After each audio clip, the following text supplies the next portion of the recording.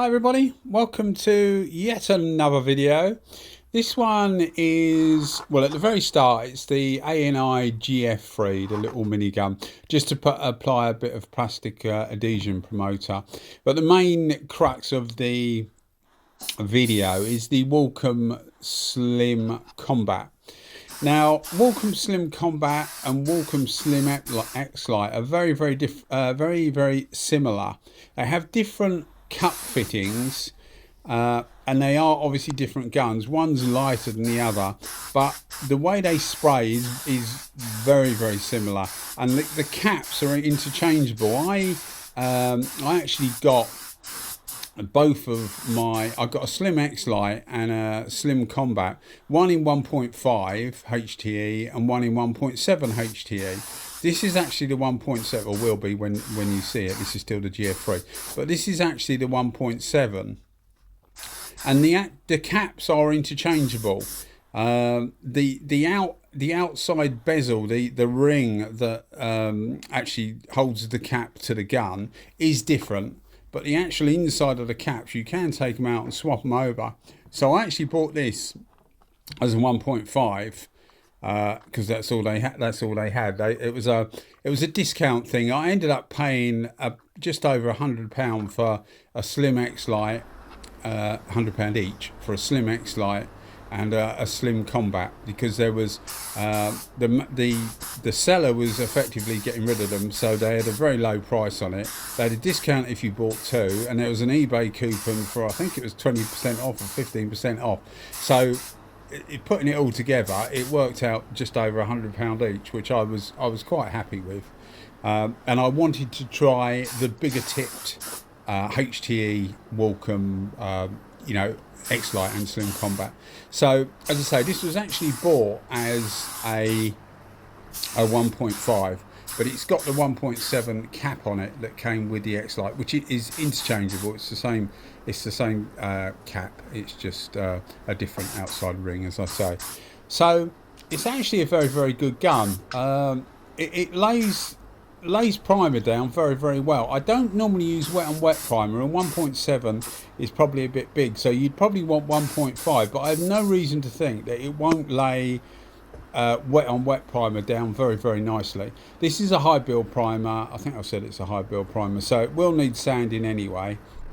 You'll see me a bit later on doing a few spots with it, and that's simply where I've prepared this bumper. It's a used bumper that I'm doing up for someone to go on a car, and it needs it'd been through the wars really, so it needed a few repairs, which I did, and it also had quite a lot of chips on it. Now I sanded down most of it, but there's a couple of little areas you'll see a bit later that I just wasn't happy with. So if you see me using the gun in a spot mode, it's just to put a higher build of primer in those areas, so that when you come along later and sand it down, it's all nice and flat really, so you get a good surface to put your base coat on. So that's what that's about. So here we are using the gun, and this is only about the third time I've used it in this configuration, but it is quite a good gun. I use it at 2 bar. I don't see any need to put the pressure up or put it down really, because if you can get the primer on as best you can, it obviously creates less need for sanding, and the less you need to sand, the better for everything really, for speed and finish and everything really. It's just easier, and you can use less materials normally as well. But you can see it actually puts on a good coat. When I first started using this, I can't remember what I was doing when I first started using it, but I thought it's not actually putting out a lot. And I remember getting my F160 out at the same time, because my normal primer gun of choice is the ANI F160 in 1.9. It's a very good gun, not overly expensive, nice 1.9 tip, puts out plenty of material, so you don't have to thin the primer down, which is good if you're doing stuff like this where it's not a new bumper, so it's got old material on it. You don't want to thin the primer down too much, because it can react with what's underneath sometimes. It just makes it makes it less likely to do that. So if you can put the primer down with as little thinner as possible, then that's great. So the bigger tips help with that. But as I say, this is a 1.7 and I wasn't convinced it was putting loads out, so I got my 1.9 F160 out and tried it alongside it at the time, and this is actually putting out a good bit of material for a 1.7. So there's no qualms there. What I was thinking was that it wasn't I was going to say performing very well. That's completely wrong. It performs very well, but it wasn't putting out as much material as I'd like. But it's just the conditions on the day with that particular primer, etc., etc. When I tried it back to back with what I know is a very good primer gun, it's absolutely fine. So since then I've used it quite a few times and I've been really happy with it. So it's a very good gun, nice and light as well. Funny enough, the Slim X Lite, which is the other one I bought at the same time, is the heavier version. So the Kombat is the lighter version, the X Lite is the heavier version. You do notice it considerably if you swap from one to the other, but if you've had a break from spraying, I don't know, had your tea break or whatever, and you come back and pick the X Lite up, you don't really notice that it's that much heavier until you literally try and back to back go from one to the other, and then you notice the difference. But it is nice and light. I quite like the Kevlar. I think I probably like the Kevlar more than the carbon fibre because it's not as expensive as the carbon fibre, so you're not as weary about marking it or using it as the carbon fibre. With the carbon fibre Walcom guns, they do mark quite easily, and by that I don't mean gouges, I mean they just get like a if you put it on the bench and you pick it up, there might be a little line mark, like a pencil line, and they do tend to just mark quite easily. They brought out a new gun actually, which is the same version but with a metal body, so that might be something if you're worried about the carbon fibre. But obviously you lose some of the lightness with the carbon fibre.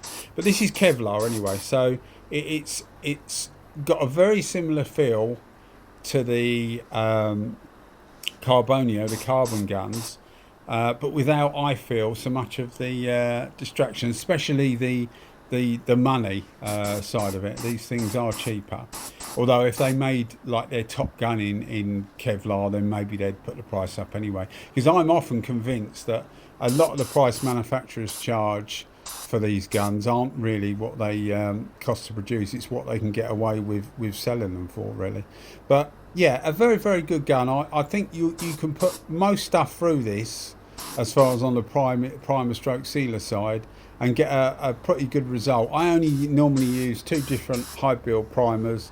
I've used it with both of those and it works really well. So very good. Saves you the sanding work afterwards. If you can get a good layer of primer on there that's reasonably flat for a high build, it cuts down on your sanding, which obviously helps.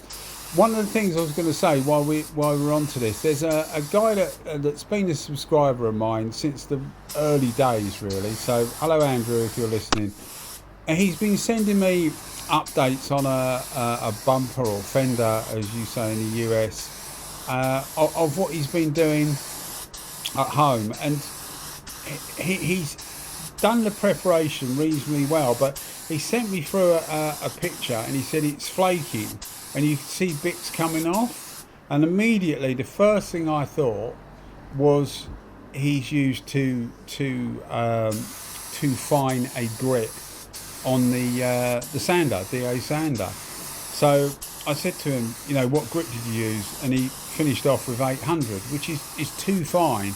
If you're doing something like this and you're not too sure what you're doing, if that makes, I'm not meaning to demean you in any way, but you're not sure what way to go, this is 240 grit, so 240 grit or 320 grit underneath your primer. And what that does, even though you're using plastic adhesion promoter, you still need quite a rough finish. So something, as I say, 240 or 320, and it just allows that primer to grip. It gives it something to grip.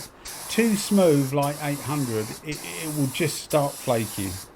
Anyway guys, I hope you enjoyed the video. Sorry I've rabbited on about a few different things, but I know people like to hear other things rather than just the gun. But a highly recommended gun, really nice and light. In my case, just over 100 quid, which is not with a cup, which is an absolute bargain. I do like these Walcoms. The only one I'm still not convinced on is the little 190. I'm not really convinced on that compared to some of the other miniguns, but otherwise most of their stuff seems to be really, really good, and you produce really good finishes. Well, excuse my little blotches, but they do come out when you sand it. Anyway guys, hope you enjoyed the video. Thanks for watching as always. Bye bye.